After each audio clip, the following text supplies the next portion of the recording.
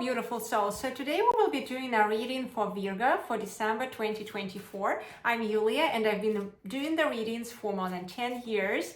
And today I'm giving you a tremendously beautiful opportunity to kind of like reconnect with your true authentic self, to really reflect on all what's happened with you during this year, and how can we recollect, rebalance ourselves so that we would step into that power. For that, in my reading, I will be using the cards, of course, and I will be using the Tao Te Ching book so that we would identify the theme for these months for you, to understand how we can actually reconnect with our power center before we step into 2025. So let's have a look at it together. So first is the book of course. Whoever is planted in the tower will not be rooted up. Whoever embraces the tower will not slip away. All right. So what does it mean? In fact, tower is the center. In ancient Chinese traditions, tower was kind of communicated like the center of all creation. It means when you stay in the center, what happens is you can really rule your world. You can see so much better in a much more relaxed way. What a wonderful understanding and realization. Whenever you get out of center, that's where pressure begins, and you start really running, chasing absolutely everything. That's where pressure occurs. So pressure is always on the periphery. So what it says to you, you want to be rooted in that center. If you are not rooted there, everything will be uprooted into your life. So I want to just understand from the cards perspective, what is the theme for you for these months? Do they support these ideas? So let's have a look at it. So Ace of Pentacles. It's just saying to you, hey, in fact, if you are rooted in the center, you may start a really beautiful endeavor during these months. And that is the endeavor from the physical perspective. It may come in your career, in your relationships, or something new may happen also in your health. So it's kind of like that news in the physical world, which you may hear from this world, and you want to stay in the center to really see all the possibilities of this new endeavor into your life, of this new happening into your life, and do not be uprooted, do not be pressured by it. That's what it says to you.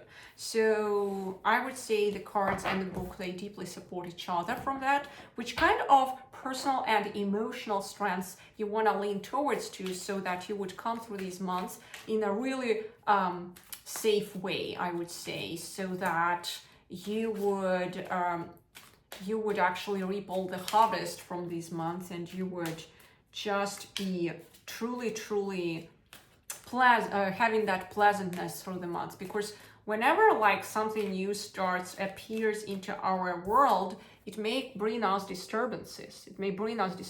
Just like that fire here over there. So it's not necessarily something what is pleasant, what may occur. It is just the new thing which may start. Okay, so we actually and that new thing may mean that some previous door has to be closed.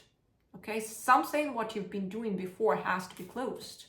Otherwise, that new thing may not come. Okay. All right. So, Queen of Cups. Okay. Queen of Pentacles. We have queens here. Page of Swords. Ace of Cups. All right. And the Lovers. Well, that's very interesting reading. So there may be actually what I am seeing here, it may be, in fact, some new relationship, in case if you're alone for a while, or even if you are in partnership with someone, it might be the case actually. So that's a very interesting thing. And we have two queens here. It's just reflecting you must stay in that attitude of a queen during all the period, so really watch your emotions and really watch everything what's happening in your reality, in your material side, meaning at your work, in your health, you know, and your relationships around as well. So you want to kind of like stand in that very stable cycle. I would say that that thing what will happen is promising to be a fit for you.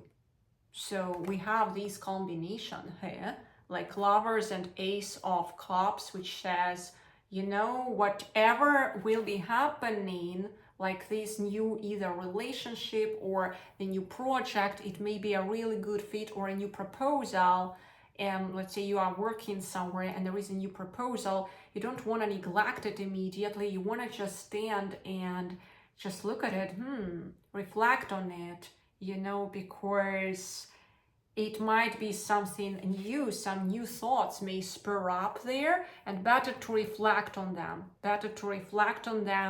than to neglect this possibility. That's what I see in the reading for you now, dear Virgos. So which kind of challenges may happen during these months, and how can you overcome them? So let's have a look at this.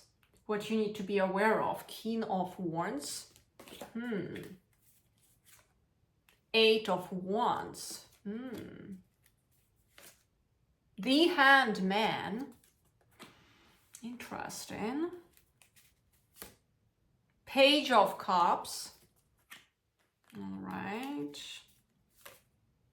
Ten of Wands. All right, you really need to watch over your energy in here during this period. And Two of Cups. So what I see in here, that one of the concerning points for me is your energy. If you don't watch your energy and you allow it to swirl around, you step from that attitude within you as that King of Wands, you know, and the energy starts swirling you around. Let me give you this perspective. You have that new endeavor or a new relationship, and just like heart is bumping too much, you know, when the energy starts swirling around, you may actually not see situation correctly. This is the situation where you want to reflect, see everything from a new perspective, because not everything may seem to be as you see directly and immediately. So you want to always apply that attitude of a hanged man, kind of like during these months, willing to see and making yourself see everything, not just directly, and try to see what else can I not see here? Asking continuously yourself that question. So swirling it all through 180 degrees. It will truly help you. It will truly help you just to see the truth and stop wiggling each other, just like not understanding what is happening between this page and his friend, this fish here. So it's very unstable card from that perspective. They are wiggling over each other like the page and the fish, and there is no stability emotionally. And again, it's coming from instability, energetical instability. They are reflecting each other, these two cards. And then guess what? If you don't take care about that thing, and you get mesmerized either by the opportunity, or you have that overcritical attitude, again, stepping outside of the center. In the center, we see everything as it is. We have that sound judgment, okay? So when we step out of that attitude, here, what do we have? What do we have, do you think? Just, oops, probably you will see better here. So we have critical attitude. We immediately criticize, critical attitude, okay? What else can we have here? So we criticize, right? And we neglect immediately. We say, no, it's not for me. Or we become too happy about it. And we, again, it often happens when we kind of like see a guy and it's just like, oh, it is like alpha guy, you know, many can relate to that. And he's so amazing, but we don't see many things in him, which we must be aware. Through just a bit of sound judgment there, stepping and looking at it, we can see much more, asking a bit more questions, figuring it out. Through a set of questions, you can figure out a lot about that guy. The same thing is about any new endeavor, any new business or job opportunity, does not matter. Or let's say you are going through some diagnosis, you don't want to rely only on one saying of the doctor. You may go through multiple doctors and you can actually figure out the person who can really help you. Because it's so much aligned with you, it makes so much sense. You do not put all your destiny of your health into the hands of one person who told you only one thing, right? So if you do not stay in that center of fair judgment, you may very easily swirl into, where is that card I had? Two in here, right? So we had that card with you, and the way to protect you from that is always to have that new perspective and willing to do it. If you don't do it, you will continue being very overwhelmed in your energy. It will start feeling truly heavy. Like you see how she's holding those wands here and here. It's literally splitting her. It's becoming like those splitting personalities within. And then it's quite questionable already if you can reap all the benefits of that new endeavor coming into your life, because you already don't see it correctly. So again, giving you that example, you meet a person, you become too optimistic about the person, all right? Especially if it's in the beginning of some crush.